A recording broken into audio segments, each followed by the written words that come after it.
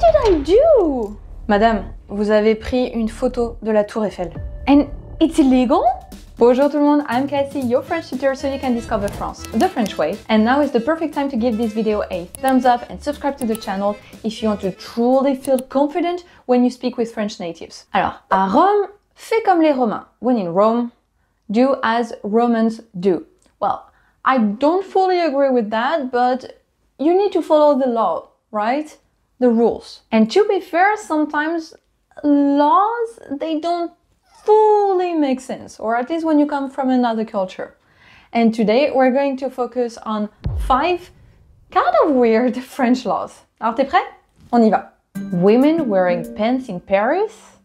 Illegal. So it's not illegal anymore. And to be fair, it was not exactly a law, it was une ordonnance from the chief of police of Paris, le préfet de Paris. So back in the early 19th century, le préfet de Paris truly believed that women wearing pants were actually cross-dressing. And you know, at that time, like, you couldn't do that, right? Like, yeah, because apparently how people dress is somebody else's business. I don't know. And like women trying to imitate men, no, that was too much for them. Snowflakes.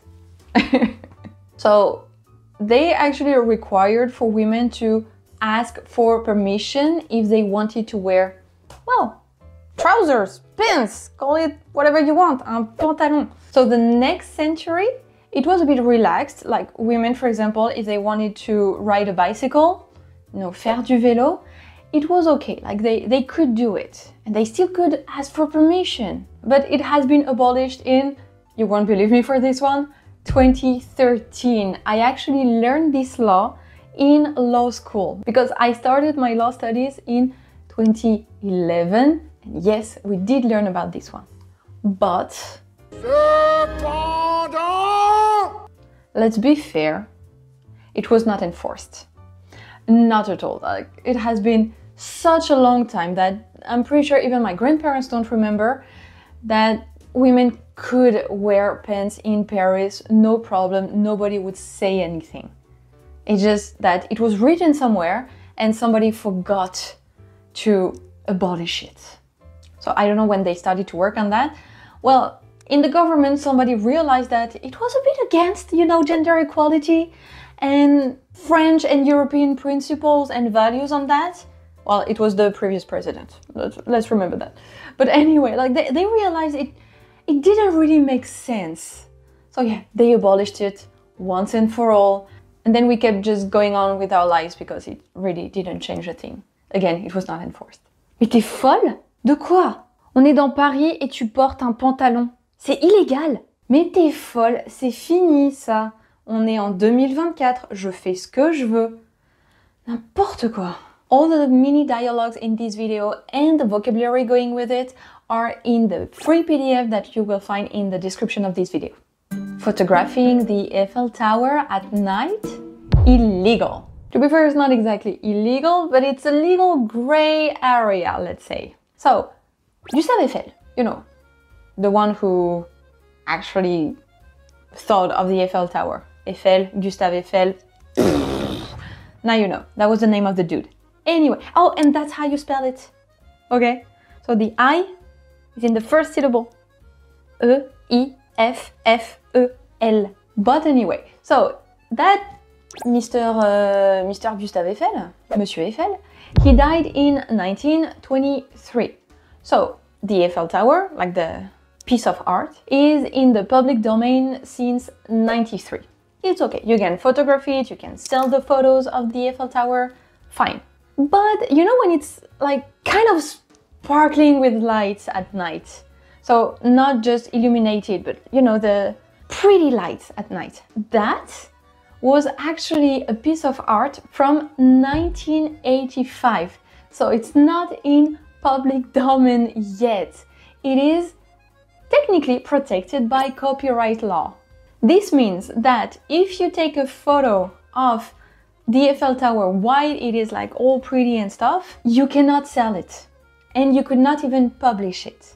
But it's okay, It has been relaxed because with all the tourists and stuff and social media, in 2016, I don't know whom, probably the government or the parliament, they decided that it was okay and you can just post photos on your social media, you can share photos with family, friends, etc., or even on your blog. It's fine, okay? But if you want to sell these photos, if you want to profit from them, then you need permission. You need to actually request for this permission and you will probably pay a fee for that.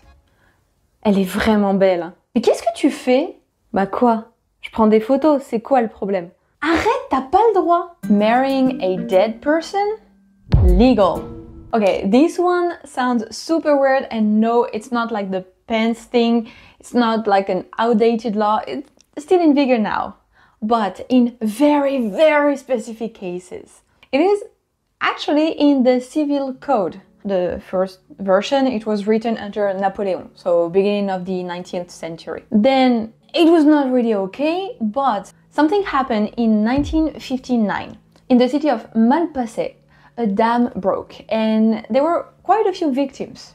So, to ensure that women, you know, pregnant maybe of these men or about to marry these men who actually were victims in the collapse of the dam, they were allowed to be pronounced their spouses, yes, better, after their death.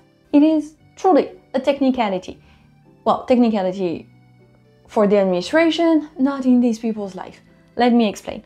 For example, for women who are pregnant of the child to be recognized as the child of, well, their father, the parents needed to be married.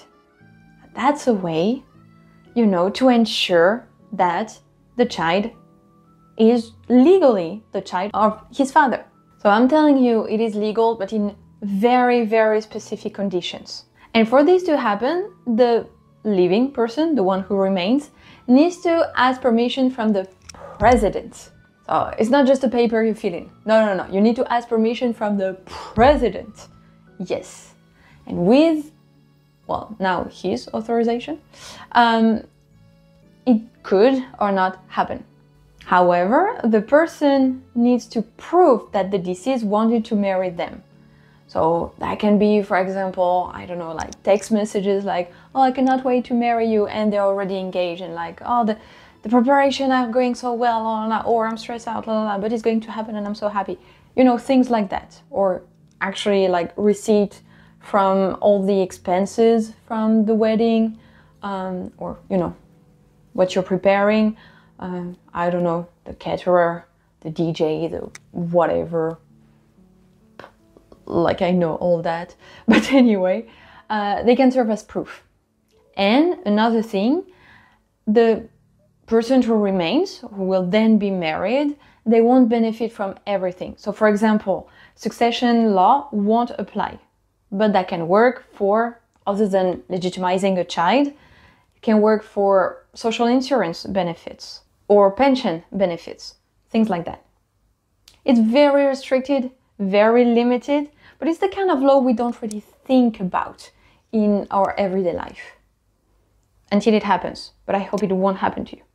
And to be fair, since 2008, it happened a dozen times in France. So it does happen. Even though we could find it like crazy, it does happen. Yeah.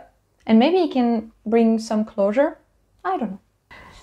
J'ai une nouvelle, je vais me marier. C'est vrai? Félicitations!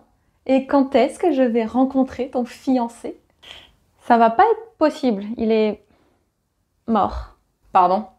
Smoking indoors? Illegal. France is a country where a lot of people smoke. You probably see it if you come as a tourist.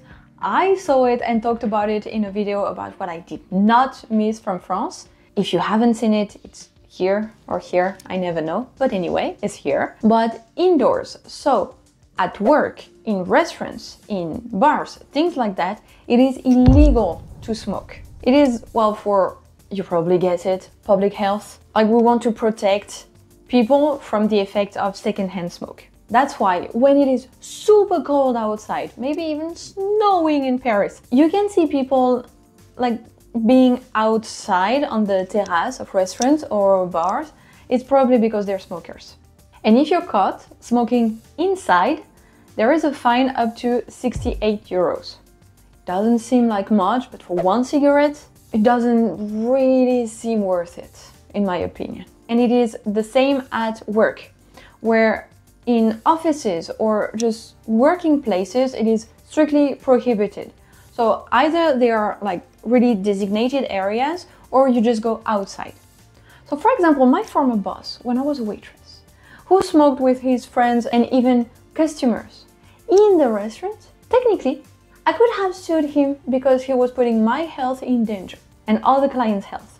So it is illegal to smoke inside and he was not providing a great working space. So that could be way worse than 68 euros for him. Didn't say a thing. Could have, he was an ass. Anyway, let's move on. Mais qu'est-ce que tu fais? Ça pue! À quoi? J'ai pas le droit? Bien sûr que non, t'es pas chez toi. Drinking wine or beer at work? Legal. And again, as all the laws probably in this video, it is restricted. Highly restricted. So wine, beer, like, you know, light alcohol. I know it's not that light, but still, it's not absinthe. It is legal in work events. So for example, you're saying goodbye to a colleague who leaves the company, maybe they're retired or something like that. So work events, like, I don't know, there is a work conference with a cocktail at the end, something like that, or at lunch, it is okay. It is okay. But depending on the job, so for example, if you have to handle machinery, you have to be very precise, like pay attention to everything, then the employer can actually prohibit all kind of alcohol. Even wine at lunch, nope. To be fair, that happens a lot that, for example, with salesperson or lawyers, I saw that, they have like business lunches and yes, there is alcohol. So it's okay if you can still do your job after, maybe one glass would be enough. It's okay, but all the types of alcohol, or if you're drinking while working, so you're not on a break, but really while working, like imagine you have your glass of wine at your desk, that is of course prohibited. Like French culture has a thing with alcohol, but it's not that bad. Come on. But to be fair, this law is not strictly applied. Because, for example, in hospitality, restaurants, all that, actually tasting the wine may be part of your job. So it's kind of okay. Like you won't be prosecuted for that. It's accepted. And yeah, if you want to provide correct advice on the wine that you're recommending to your customers, better if you try it before. And yeah, it's part of the job. That was fun. Like being a waitress. Qu'est-ce que tu fais? Tu picoles au bureau. Quoi? C'est du vin, j'ai le droit. Non mais il est 10 heures là. Calling a pig Napoleon? Illegal? So there was that myth that in France you were not allowed to call your pig Napoleon because it will like be an insult to the emperor, blah blah blah. And even the quite big and famous publishing house Gallimard was fooled by that. Let me explain. In 1947, George Orwell's Animal Farm, Les Animaux de la Ferme, was translated into French. And actually Gallimard, who really thought that you cannot call a pig Napoleon, refused to call, well, the pig in the book Napoleon, because it was the original name. And they changed it to Caesar, another emperor, but not French, so it's fine, I guess. And they said that it's because they could be sued for that. So is it true? Well, Sophie Muffat, a specialist of Napoleon studies, whatever, she actually investigated it, right? Because she was curious and she could not find any proof, any text, nothing, no law, nothing stating that, well, it was prohibited. It is a pure myth, legend that she debunked. And in the 80s, the pig in that book was actually called Napoleon. In the French version, they adapted the translation. Or they corrected it better. I personally love how it tells a lot about the ego of Napoleon. He was so scared to be made fun of that even if he didn't say anything, like people thought that would be an insult or something. I don't know what happened. I don't know where it comes from, whom it comes from, but I find it funny. So you can call your pig Napoleon. It's actually fun, but not nice for the pig. They're cute. They're a nice creature. Don't forget to download the free PDF with all the dialogues and the vocabulary attached to them. And now you're ready to go to France. You won't make any mistakes, no worries, or at least not big ones. But before you go, you can give this video a thumbs up if you liked it. And before you pack to go to France, I recommend you watch this video next. Donc à la semaine prochaine. Salut!